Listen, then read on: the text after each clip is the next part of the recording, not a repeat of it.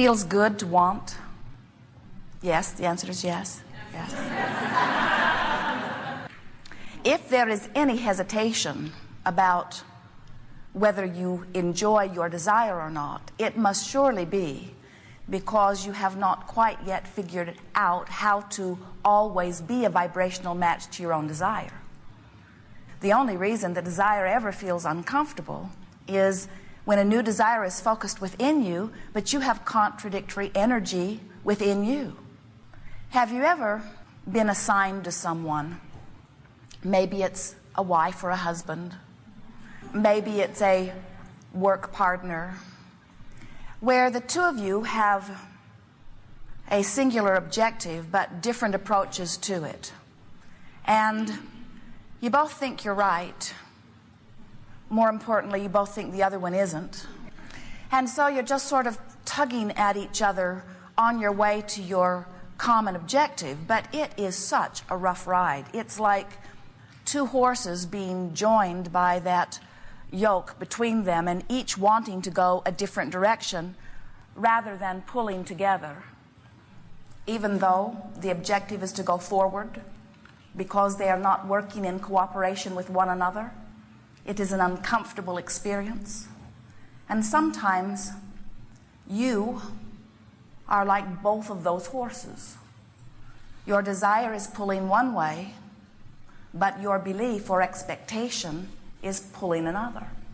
We call it not in alignment. Only we are talking about vibrational alignment. So when you desire something and you don't believe it, you've got that pulling apart within you. And when that pulling apart is happening, when you are misaligned from your own source and from your own desire, what happens is you feel negative emotion. That's what negative emotion means. It means you are introducing a signal, a vibrational signal, that doesn't match your desire. So today, as we are moving forward, we want to talk about how to bring yourself into alignment. Sometimes our physical friends feel uncomfortable with the idea of beliefs because beliefs feel like concrete. Some of them you've been carrying around for quite a long time. And when you have a belief that you've been practicing, that's all a belief is a thought that you keep thinking. It's a practiced thought. It's a thought that is so practiced that it comes forth more naturally. You might even say it's your tendency of thought. You are prone to that thought. That thought comes more easily than another thought. So when the contrast of your experience causes you to introduce into your own creative endeavor a desire that goes beyond where your prone thoughts or the thoughts of tendency are, then you begin to get this sort of push-pull thing happening within yourself. And that's why you do not wholeheartedly sometimes say to us, yes, we are gloriously excited about our new desire, and even though our desire is not yet manifested, we still understand the life-giving power of the desire. That's really where we want you to come to. We want you to be exhilarated when a new desire is born within you, even though as the new desire is born within you, you do not feel completion of it. Even though it is not yet manifested, we want you to feel excited about the energy that is flowing to you and through you as a result of your new conclusion, your new desire. You are source energy in physical bodies. You didn't just start with your physical birth. You are powerfully focused source energy in these physical bodies being powerful creative focusers out here on the leading edge of thought. You were born to conclude new desire. So when a new desire is born within you, there's a summoning of source energy through the focusing mechanism, which is you. We're talking about one of those two horses. That desire is pulling through you in a powerful way. That desire gives you energy. That desire is clarity. It is the source energy. It's the energy that creates worlds. And you are harnessing it, so to speak, and funneling it through this focus, and as it focuses through you, it is source energy. You cannot help but focus source energy because you are a focusing being. You perceive through all of your physical senses. You are in the perfect dynamic environment where the contrast causes you to conclude. In other words, you could not stop wanting if you tried. Many of you do try to stop wanting, but you can't. You are born preferers. It's just the way everything has been established. It is the way the entire universe functions. So here you are out here on the leading edge, concluding constantly new desires. Some of them you are able to speak. Some of them are happening at cellular levels. You are concluding desires at all levels of your being. That part just happens. The part that we are wanting you to be more aware of is, once the desire is focused within you, how in alignment with that desire are you? And you were born with emotions that let you know your state of alignment. The better you feel, the more in alignment you are. The worse you feel, the more out of alignment you are. And if you are out of alignment, which means you don't feel good, which means negative emotion is present, it is always because you've got some tendency of thought, some habit of thought, some belief that you've picked up somewhere along your physical trail that is dominant within your vibrational pattern right now. So you've got these two horses pulling against each other, and that's why you do not feel so good. Have you ever seen a child? It's easier to see with children, although you can see it with everyone.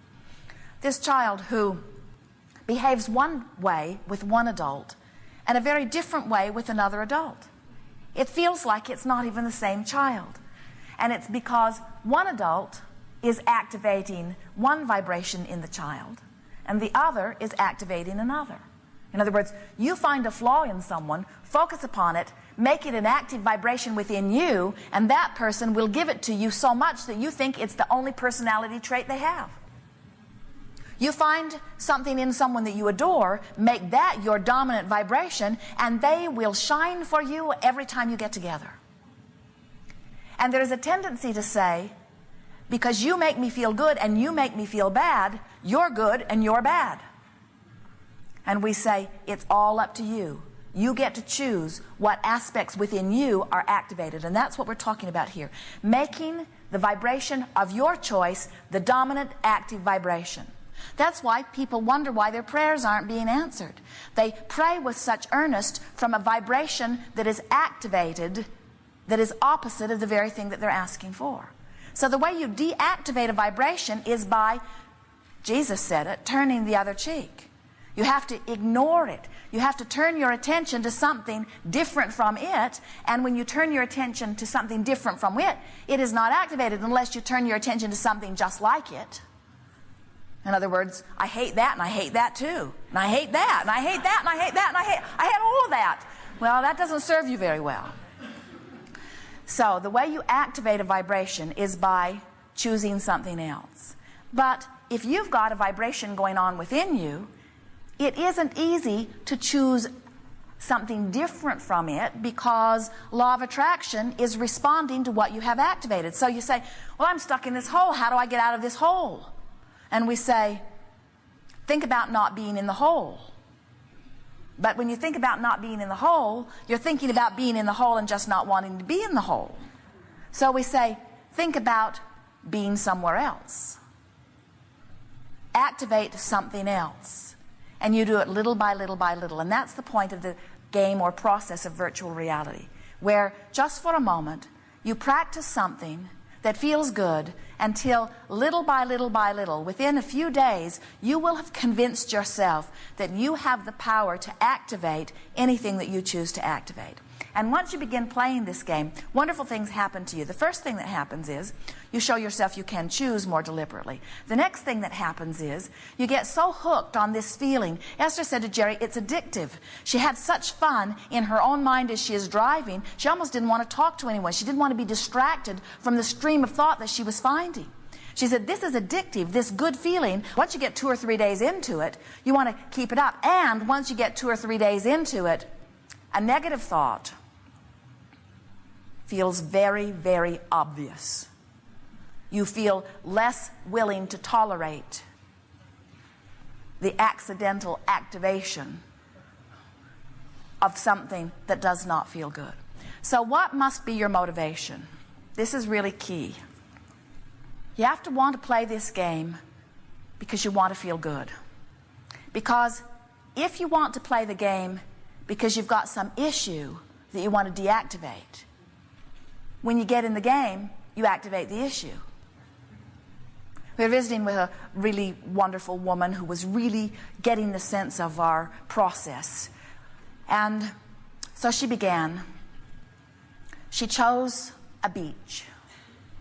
And she chose the sun high in the sky. And she chose the sun feeling very good on her skin. And she was dressed in something very casual with lots of bare skin, enjoying the sun and the wind. And her feet were moving through the cool, damp sand. And it was a delicious moment.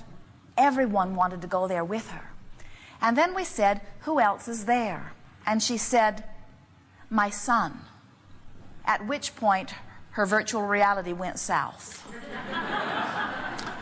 Because Mother's Day had just happened, and she had just been disappointed by her relationship with her son, so she brought him into her virtual reality to see if she couldn't fix things. And we said, virtual reality is not a place where you fix anything. Virtual reality is a place where you show yourself that it's easy to choose good-feeling thoughts. There's a human tendency to say, in order for me to be in a place of well-being, I have to solve all of the problems that are not of well-being. But the problem with that is, every time you work on one of those problems, you activate it.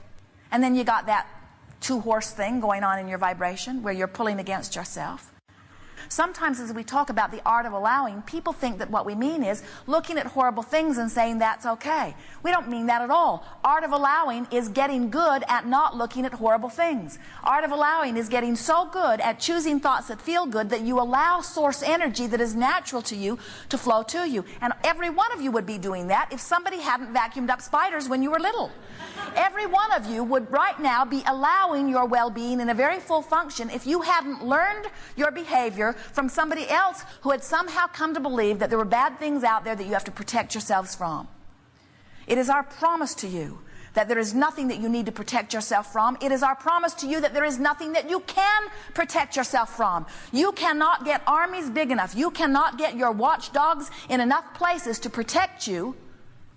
And every effort you make holds you in a vibrational pattern that will not allow the well-being that you deserve and want, that is your natural legacy.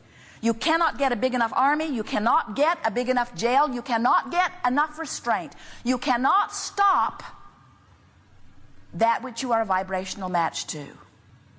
But you can practice a vibration that allows the well-being that is your natural birthright and legacy. We are eager to visit with you about anything that is important to you. There is nothing that is off limits. Every question is inspired from some level of your experience, and we are delighted to address it. It is our desire to assist you in recognizing your own well-being, and we will guide you in every way we can to a vibration that allows the well-being that you are asking for. Together, in this collective conference of physical and non-physical energies, we will focus upon your desires and amplify them, which is not necessary for the achievement of them.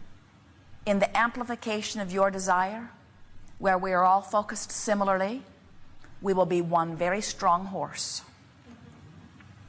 The question is, how much in alignment will we be able to achieve with the other horse?